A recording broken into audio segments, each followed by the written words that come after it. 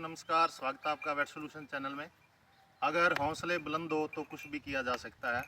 ऐसा ही हमारे साथी है जो प्रेम जी हैं, जिन्होंने एग्रीकल्चर में बीएससी किया हुआ है, एमएससी किया हुआ है और इनके पापा जो जॉब में है, टीचर है, फिर भी इन्होंने भेड़ पालन का धंधा किया। स्वागत है आपका वेट सॉल्यूशन चैनल में प्रेम जी। तो आपने भेड़ पालन का कैसे धंधा किया? क्योंकि आपने एमएससी भी कर रखी है, आपको अच्छा जॉब लग रहा था, प्राइवेट जॉब आप कर भी रहे थे और अच्छी उसमें पैकेज दे रहे थे, तो क्या भेड़ पालन का क्या रहा आपका? देखो सर, देखो मेरी पहली सोच ये है कि आपने जैसे कि बताया कि मैं एमएससी हूँ एग्रीकल्चर से, हॉर्टिकल्चर से एमएससी हूँ। हॉर्टिकल्चर से हो आप जी? ठीक है। तो मेरे को आपने जैसे बताया है कि अच्छा खासा प्राइवेट नौकरी में पेस्टिसाइड लाइन में धंधा कर रहा था, पीएम की पोस्ट पे था, अच्छी खासी गाड़ी भी थी, अच्छा खासा पैकेज भी था। ठीक है। तो सर मेरी एक जो मतलब सोच है, वो मेरा मानना ये है कि नौकर सर नौकरी होता है, चाहे वो छोटा हो चाहे बड़ा हो। ठीक है। ठीक है, यानी नौकर को किसी न किसी के अंडर में काम करना पड़ेगा। वो मतलब उसका दायरा जो है फिक्स हो जाता है, मतलब जैसा सीमित दायरा, जैसे सीनियर उनको आदेश देगा कि आपको आज भी फलानी जगह फील्ड में जाना है, तो वहाँ गाड़ी लेके पहुँचना पड़ता था, चाहे वो आउट ऑफ स्टेट है। मैं तो राजस्थान में नौकरी कर रहा था, कभी कभार हमको आउट ऑफ स्टेट में भी जाना पड़ता था। नंबर 2 बात, नौकर नौकरी है, ठीक है। उसके बाद में क्या हुआ सर, मेरी जो सोच है वो मालिक बनने की है। ठीक है। मैं ये नहीं चाहता कि मैं किसी के अंडर में काम करूं, मैं ये चाहता हूं कि मैं किसी को जॉब दूं, कि 4 लोग मेरे अंडर में काम करें और अपने यानी कि जो ग्रामीण परिवार है उनको रोजगार दे सको आप। दे सकूँ। जो ग्रामीण परिवार है, मिडिल परिवार है, गरीब परिवार है, उनके बच्चों को मैं रोजगार दे सकूँ। इसलिए मैंने ये जो फील्ड है भेड़ पालन का, भेड़ पालन का फील्ड मैंने चुना है। मैं मेरे युवा साथियों से ये कहना चाहता हूँ कि भाई साहब, ये जो फील्ड जो मैंने चुना है वो फील्ड बहुत ही अच्छा फील्ड है। ठीक है जी। ठीक है, इसमें मतलब इनकम का सोर्स है। ठीक है, तो मेरे साथी कई ऐसे हैं जो मेरे साथ पढ़े हुए हैं, ठीक है। किसी कारणवश उनकी आर्थिक स्थिति ठीक नहीं थी, तो किसी कारणवश वो क्या पढ़ाई उनकी छूट गई। मैं तो आगे बढ़ता गया, उनकी पढ़ाई छूट गई। वो बंदे आज भी मैंने देखे हैं कि वो 15-15 साल हो गए हैं, ठीक है। जो वो क्या है कि अभी 10-12 हज़ार की नौकरी कर रहे हैं, मंथली 10-12 हज़ार की मंथली नौकरी कर रहे हैं लोकल के अंदर। आप भी सर जानते हो कि 10-12 हज़ार के अंदर जो महंगाई का दौर है, एक परिवार नहीं चलता है इसमें। तो वो चीज़ छोड़ करके मैं इस धंधे में आया हूँ, मेरे को अच्छा खासा प्रॉफिट मिला। और मैं आपको रोकना चाहूँगा, आपने यही क्यों चुना, यही धंधा क्यों चुना भाई, भेड़ पालन करना है या बकरी पालन करना है? जी सर, इसमें क्या हुआ कि मेरा एक साथी है अजमेर से, मिस्टर अजीज बैग। ठीक है जी। उन्होंने क्या है कि उदयपुर एक ट्रेनिंग सेंटर है भेड़ पालन का। ठीक है, रिसर्च सेंटर है। रिसर्च सेंटर नहीं, ट्रेनिंग सेंटर है खाली। ठीक है। उनका जो मतलब टाई अप है, उनका कांटेक्ट है भेड़ अनुसंधान के अंदर अविका नगर टोंक से। रिसर्च सेंटर से रिसर्च सेंटर से उनका टाई अप है, तो मैंने उनसे संपर्क किया। ठीक है। ठीक है, कहीं ना कहीं दिमाग में तो था ही कि अपने थोड़ा भेड़ पालन पे फोकस करते हैं। तो इधर उधर हमने देखा, बातचीत की, तो मेरे को थोड़ा प्रॉफिट वाला सौदा लगा ये। ठीक है। तो वहाँ से मैंने संपर्क किया, तो वहाँ मैं ट्रेनिंग करने के लिए चला गया। तो 7 दिवसीय ट्रेनिंग थी। ठीक है। तो वहाँ से मेरे को सर्टिफिकेट भी मिल गया, मैं अच्छी खासी ट्रेनिंग करी है। 2-3 दिन की ट्रेनिंग हमारी अविका नगर टोंक में भी थी। उसके बाद में आते ही मैंने ये धंधा स्टार्ट कर दिया। ठीक है। तो आपने ये ओपन फीड क्यों यानी कि स्टार्ट किया? ओपन फीड और स्टॉल फीड में मैं ये अंतर बता दूं। ओपन फीड होता है जो खुला चारागाह होते हैं, जो खरपतवार उग जाते हैं, उसको चराना ओपन फीड कहते हैं। और घर में अपने जो स्टॉल करवाते हैं, स्टॉल दे के वहाँ पर फीड डालते हैं, इकट्ठा फीड किया हुआ है या कहाँ से ख़रीद के लाते हैं, तो उसको स्टॉल फीड कहते हैं। तो भाई साहब ने ओपन फीड शुरू किया है, ओपन फीड करते हैं और फीडिंग करवाते हैं। तो ये क्या कारण रहा आप ओपन फीडिंग करवाने? जिस रेस है इसमें कि मेरे पास स्टार्टिंग के अंदर इन्वेस्ट करने के लिए थोड़ी मनी पूंजी कम थी। ठीक है। तो मैंने 50 भेड़ों पे अपना जो 5-6 लाख रुपए मेरे पास थे, वो मैंने इन पे इन्वेस्ट कर दिए। ठीक। अभी आप जानते हो कि 50 भेड़ों के लिए मतलब स्टॉल फीडिंग पे जो स्टार्टिंग खर्चा है वो कम से कम ही 2.5-3 लाख रुपए आता है।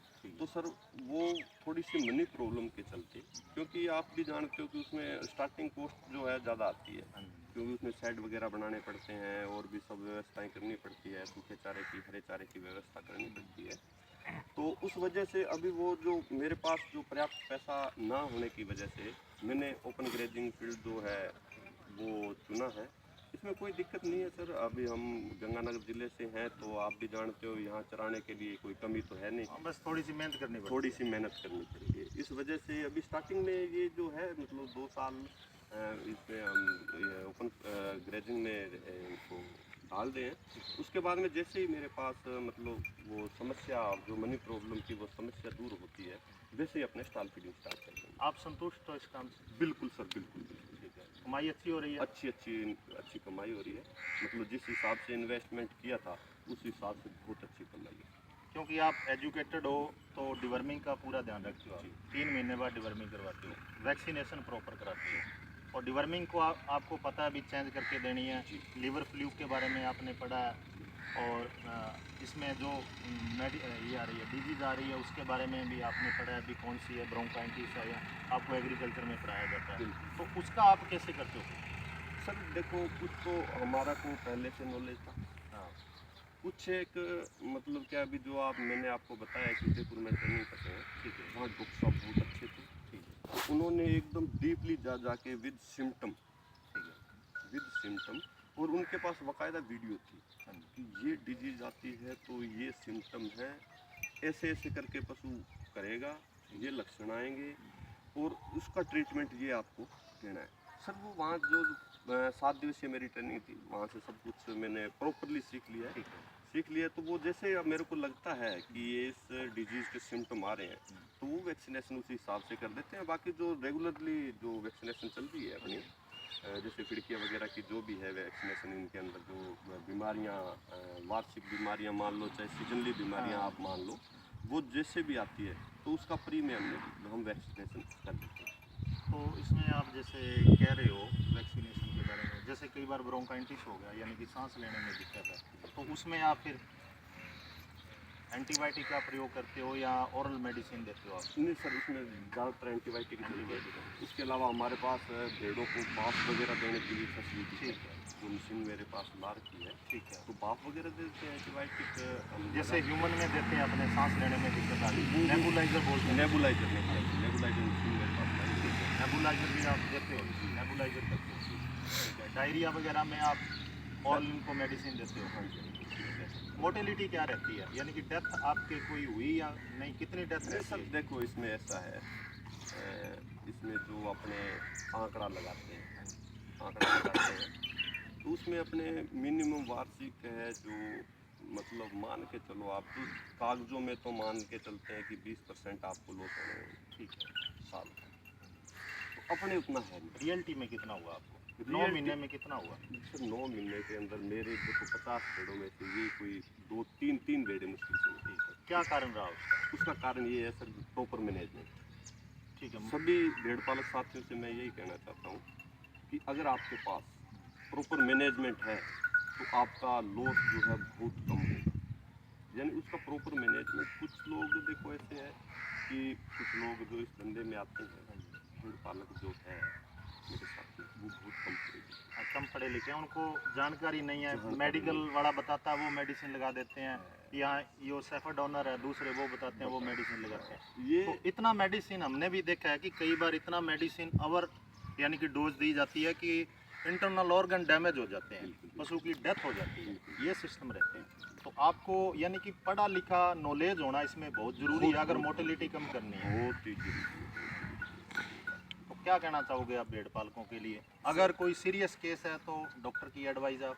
बिल्कुल सर देखो, मैं सभी भेड़ पालक साथियों से लगभग यही कहना चाहता हूँ, क्योंकि सभी भेड़ पालक है जो मेरी तरह मतलब इतने पढ़े लिखे नहीं है, मेरी तो ट्रेनिंग की हुई है, मेरे को उस चीज़ का नॉलेज बाकी आप ग्रेजुएशन हो, पोस्ट ग्रेजुएशन हो इस चीज़ में, जी, एग्रीकल्चर है, डिपार्टमेंट में, और उसमें ये एनिमल हस्बेंड्री पढ़ाया जाता है। पढ़ाया जाता है। ये मेरा फील्ड है कुल मिला के, यानी मेरे को तो नॉलेज है। हालांकि मैं ये नहीं कहता हूँ कि मैं प्रॉपर डॉक्टर हूँ, ठीक है।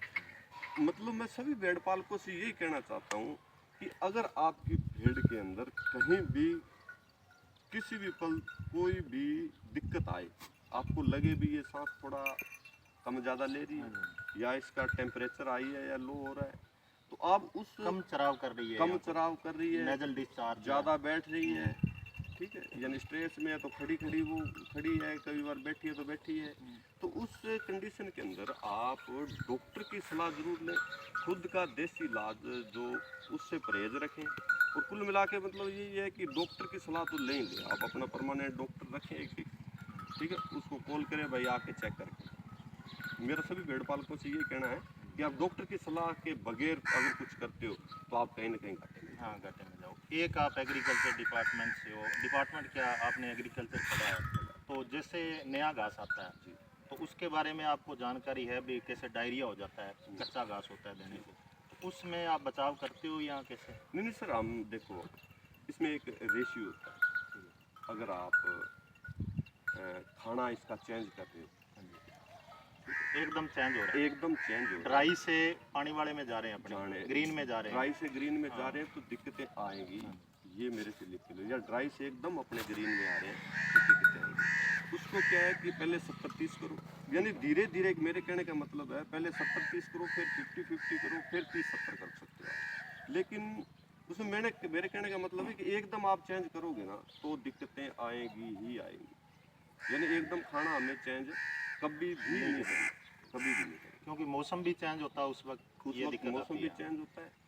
और कुछ सूटेबल, जैसे अपने सूखा भेड़ पालक अपने जो क्या है कि भेड़ों को सूखा चारा खिला रहे हाँ हैं, जी, एकदम हरे की तरफ लेके जाएंगे ना तो वो डाइजेस्ट कर पाएंगे अच्छे से, डाइजेस्ट नहीं कर ओवर पाएंगे, फीडिंग भी होगी, वो ओवर ज़्यादा फीडिंग भी खाएंगे। होगी। क्योंकि मतलब एक तो हिसाब से अपने अपने हिसाब से दे रहे हैं सूखा चारा, तो हिसाब से दे रहे हैं। और उस टाइम तंगी का चारा भी होता है, जैसे मैं मतलब ओपन ग्रेजिंग की बात करूँ तो उसका खुल के मिल भी नहीं पाता है। और जैसे हरा चारा जैसे मिलता है तो भेड़े एकदम उस पर क्या टूट पड़ती है तो और फीडिंग होगा तो बहन की वो डायरिया हाँ, वगैरह डायरिया की होगा और या भी कैसे कई स्ट्रेस में जाएगी, स्ट्रेस में डायसेंट्री जाएगी, में बदलेगा केस। और भी कई बीमारियाँ इसमें मतलब एक अपनी रात बात हुई थी कि आप डिवर्मिंग के साथ साथ लिवर एक्सट्रैक्ट बहुत देते हो, जी। तो क्या आपने क्या सोचा भी लिवर एक्सट्रैक्ट भेड़ों को क्यों जरूरी है? देखो सर, उसमें ऐसा है कि जहाँ तक मेरा मानना है कि अगर अपने जैसे डिवर्मिंग नहीं करते तो कहीं ना कहीं उसमें क्या है कि इंटरनल ऑर्गन जो है उनके ऊपर भी इफेक्ट पड़ता है। आजकल जैसे लीवर फ्लू के सिम्टम बहुत ज़्यादा आ रहे हैं, उसमें जैसे आप मान के चलो कि जो लीवर फ्लू है तो वो क्या है कि सीधा लीवर के ऊपर अटैक करता हाँ, लिवर को डैमेज कर देता है। है, डैमेज कर देता है।